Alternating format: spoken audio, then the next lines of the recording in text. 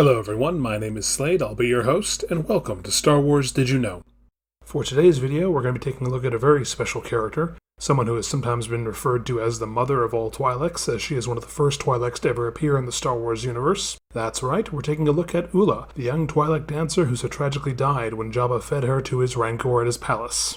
It is unclear exactly when Oola was born. We know it was sometime between the Clone Wars and the Battle of Yavin, although, again, exact date is unknown. We do know that she was born on Ryloth and raised within a traditional Twi'lek clan that her father was the leader of.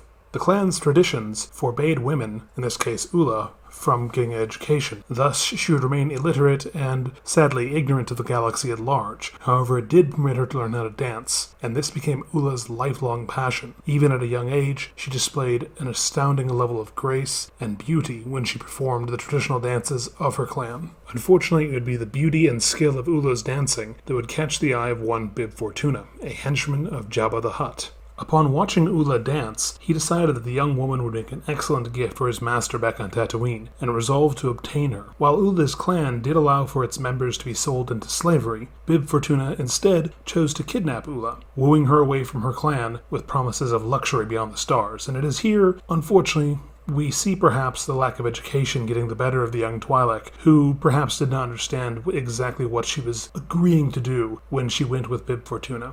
And it is unclear how willing she was, but certainly later events in Oola's life imply that she was at least somewhat willing to go with Bib Fortuna for the promise of a life of luxury that he gave her. Following her kidnapping, Oola and another young Twi'lek named Sien Ra were sent for dance lessons with the royal dancers of Ryloth. Despite her notable skill as a dancer, Oola disdained her time with the courtly dancers, seeing their performances as vapid and without meaning as compared to the traditional dances that she herself had learned since she was a child within her clan. And it's unclear how much of the dancing we see from her is directly from the court dancers or her traditional clan dances, as the two are never really differentiated beyond the brief mention that Oola disdained the court dances and preferred much more her own that she had learned. Following their time under the instruction of the court dancers, Oola and Sien Ra were transported to Tatooine. It was while hiding on Tatooine and waiting transport to Jabba's palace that Oola would unknowingly meet her first and tragically only chance at escaping the life that awaited her.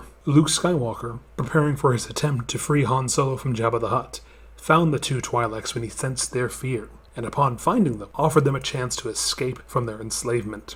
And it was here once again that we see Oola's ignorance of the galaxy coming more into play. She believed the stories that Bib Fortuna had told her, thinking that a life of silken luxury awaited her at the palace, and not wanting to give that up. In addition, Fortuna had told her that the Rebel Alliance, who Luke acknowledged that he was a part of, were terrorists, and Oola wanted to have nothing to do with this. However, despite this, Sien Ra wished to escape, as she had always been more fearful than Oola. And so, not wishing to see her young companion suffer in fear any longer, Oola helped Luke rescue the younger Twi'lek by distracting the guard and enabling Luke and Sien Ra to make their escape. When confronted later by Bib Fortuna, Oola merely told him that she wished to have no rivals when she stood before Jabba. Upon arrival at Jabba's palace, Oola began to realize that she'd been lied to. It was not the place of opulence and luxury that she had been told, but a dark and dangerous place, and one which held nothing for her but disrespect and exploitation. She was forced to wear a revealing outfit which she felt was degrading, and kept chained by Jabba's side. And over the course of several days and nights, she was not allowed to sleep and was barely able to eat, being thrown only scraps, and even then, only when she begged for them. During her stay at Jabba's palace, Oola learned a few Huttese phrases, most of them revolving around protestation at her situation. However, her protests were for naught, and all it ever got her, unfortunately, were beatings for insolence, which she hoped, secretly, would make her so repugnant to her master that he'd simply cast her aside and forget about her.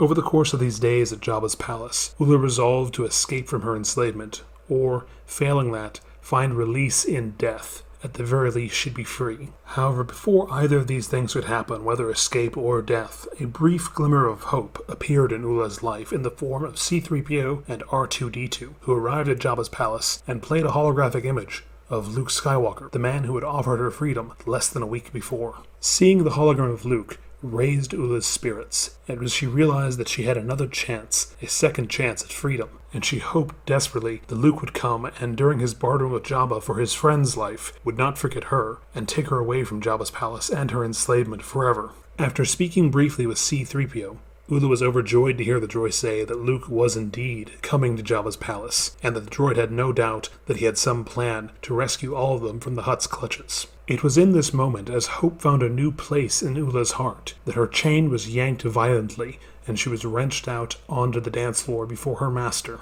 However, despite the vile treatment at the hands of Jabba, Oola's thoughts lingered on Luke and the promise of escape. With her mind distracted from the attentions of Jabba and his minions, and her heart soaring on newfound wings, Oola's dance was perfection itself. And as she danced, she imagined that she saw Luke standing in the crowd, watching her perfection. A perfection that was also noticed, unfortunately, by Jabba, who called for an encore once the music stopped playing. Oola leapt immediately back into her dance, escaping once more into the perfection of performance. However, this time, Jabba was not content merely to watch her dance, and pulled on her chain, yanking her closer and closer to his throne as she protested. Enraged by Oola's continued defiance, Jabba slapped his fist down on the trapdoor's release, sending the unfortunate dancer plummeting down below to the pit of the Rancor, where she unfortunately met her end, listening to the jeers of the crowd above, as she screamed her last breaths, her hopes of freedom smashed by 3 starving bites from Jabba's Rancor. Perhaps the most tragic thing for Oola is that she almost survived.